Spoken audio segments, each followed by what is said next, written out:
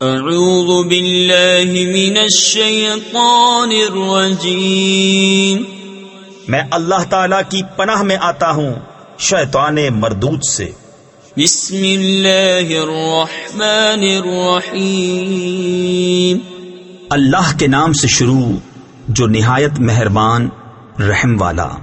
سبح اسم ربک الاعلی الذی خلق فسوى والذی قدر فہدى والذی اخرج المرعى فجعله غثاء احوى۔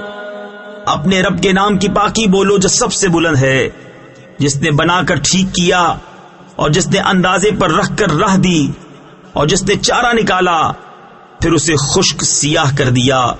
سنقرئك فلا تنسى إلا ما شاء الله إنه يعلم الجهر وما يخفى ونيسرك لليسرى فذكر إن نفعت الذكرى سيذكر من يخشى۔ اب ہم تمہیں پڑھائیں گے کہ تم نہ بھولو گے مگر جو اللہ چاہے، بے شک وہ جانتا ہے ہر کھلے اور چھپے کو، اور ہم تمہارے لیے آسانی کا سامان کر دیں گے تو تم نصیحت فرماؤ۔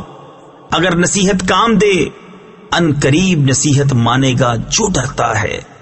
وَيَتَجَنَّبُهَا الْأَشْقَى الَّذِي يَصْلَى النَّارَ الْكُبْرَى ثم لا يموت فيها ولا يحيا قد أفلح من تزكى وذكر اسم ربه فصلى۔